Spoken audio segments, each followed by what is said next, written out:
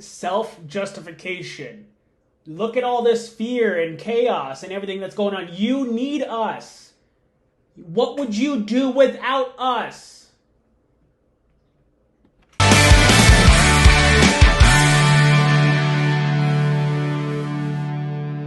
Hello and welcome to episode 5 of A Plea to Humanity. In this episode, we're going to watch a quick 5-minute segment from Fox News called Political Chaos Theory, where the two hosts explain how there's so much fear and chaos being put into society on purpose by a few in power, the ruling class that I like to call, and they are doing this as a reason to take power, to stay in power, to take power from the people. And if we can recognize this, if we can see past this, and we can absolve ourselves from our fear, if we can choose to not be afraid, remember, fear is a choice, then we are getting closer and closer and closer to transferring power back to the people. But we have to choose to do that. It's uncomfortable, I get it, but remember, fear is a choice. We have to choose to not be afraid, and we can do it. We can do it, and we can take our power back. So without further ado, let's start watching the video. The chaos theories, right. And recently, there's a lot of it happening here in the U.S. We really loved what he had to say yesterday, and we're going to expand on it this morning. Because it helps explain some of the motivation between stuff that seems haphazard and chaotic, but in the end actually serves a unified purpose. Let's talk about it. Let's go off the wall with some current examples. Let's first start with global warming and climate change. The ultimate tool, and this was revealed to me certainly during the pandemic, but the ultimate motivating tool, I think, for most of humanity is fear. Fear. Absolve me of my fear. Yes, 100% fear. And that is one of my driving messages with this podcast is fear. They're going to talk about fear a little bit more and how you can be controlled. But fear is a choice. Choose to not be afraid. Let's keep watching. Yep. Fear. And therefore, someone seeking power realizes if somebody is fearful, they'll hand over control. Absolutely. Rahm Emanuel famously said, never let a crisis go to waste. So if you want to push climate schemes and more control, you have to peddle the idea that it is utter chaos throughout the... Quick note, we can all be good stewards of the earth. We can all strive to be good stewards of the earth, but we can also understand that there is a push to drive fear into the population with this whole climate change narrative. Again, I strive to be a good steward of the earth, and we can all do better and still recognize that fear is being pushed. Let's keep watching. The world. And what a great example this week at the World Economic Forum, where all the elites gathered in their private jets in Davos, where Al Gore and John Kerry peddled that kind of fear. Watch.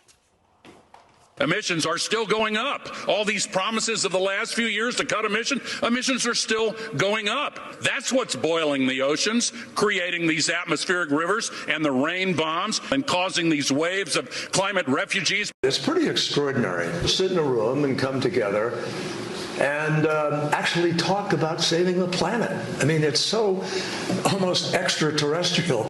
So these two clips back to back, I think, are fascinating. First of all, Al Gore, literally the fire and brimstone of a preacher preaching apocalypse. Yes. And then abutted there to John Kerry describing himself as an extraterrestrial in charge of saving the planet. Be fearful and I will save you. I just want to say this is how obvious it is as a tool and not true belief.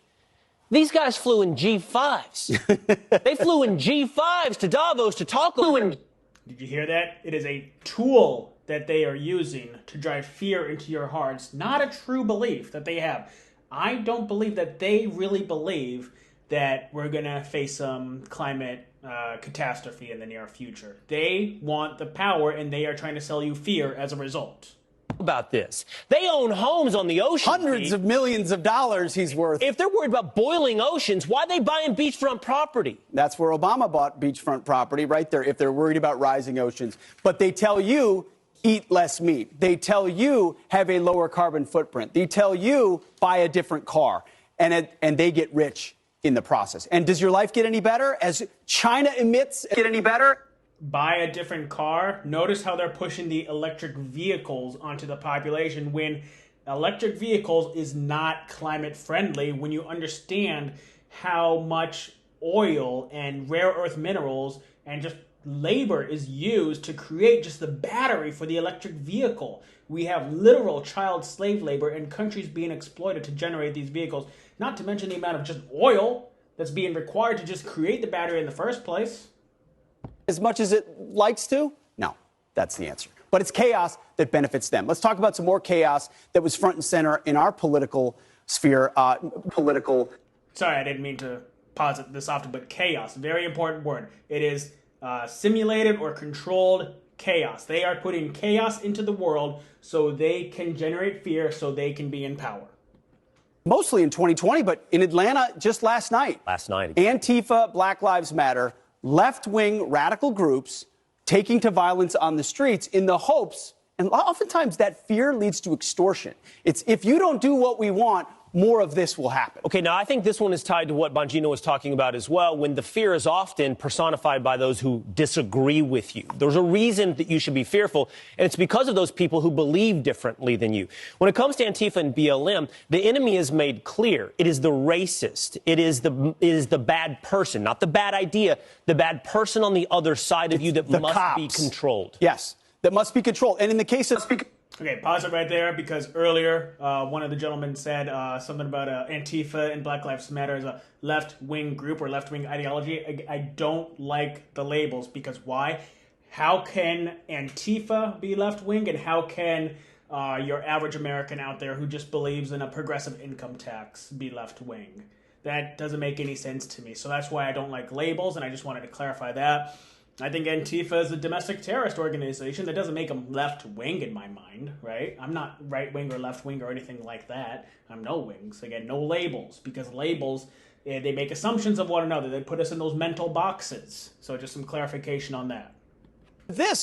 It was the police officers who needed to be reined in and defunded. I mean, think about how quickly we went from defund the police being this radical idea that seemed on the fringe to the point where major metropolitan city councils were pushing to defund police departments, and then you get more of this. Chaos. More chaos. How about this? If the ideological opponent is the bad person, if they're the science denier, if they're the racist, what about when they're actually infectious? Those who disagree with you are so bad, they can infect you. And they don't even know it. They will kill you unless you... based on very limited information and science that we won't reveal. And they don't even know it. The whole, isn't this so weird about the whole COVID thing? Is that you got to get tested, you got to get the vaccine for a disease that you might not even know you have? How convenient to sell a product. You don't know if you even have it, so just go ahead and get tested and go get the vaccine, just in case, right? Right. Science that we won't reveal to you, you must take the jab. So COVID's a great example. In fact, that's a lot of what Dan was talking about yesterday. Here's Joe Biden, Anthony Fauci, Rochelle Walensky on vaccines and masks as a reminder. We're here with a simple message. Get vaccinated. And if you're fully vaccinated, get one more COVID shot. People are vaccinated. They can feel safe that they are not going to get infected. I want to make sure people keep their masks on. I think the idea of taking masks off, in my mind, is really not something we should even be considering. We do encourage all Americans to wear a well-fitting mask, and that recommendation is not going to change.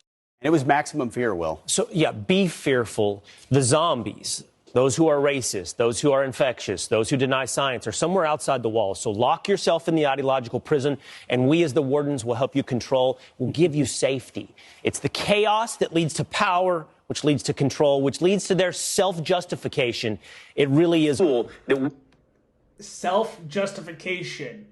Look at all this fear and chaos and everything that's going on. You need us. What would you do without us? the tool that weaves its way through, I think, every news item. All the while you are told that you're crazy or you're dangerous for not trusting the science that they won't reveal. And the misinformants in the midst of all of that who are canceled or kicked off of social media, later on confirmed to be correct, but already told that they're insane. Yeah. Or blocked and pushed out of the conversation to begin with. They want chaos so they can get control. Wow.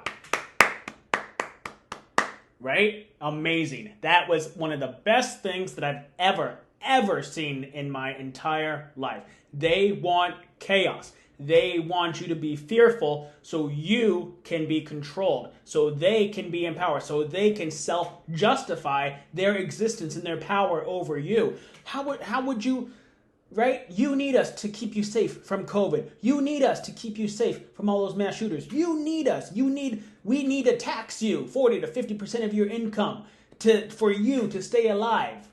Right? We need to continue spying on you. We need to continue taxing you. We need to continue regulating you and telling you how to live your lives. What would you do without us? Well, you'd be dead, obviously, right? No, we don't need them.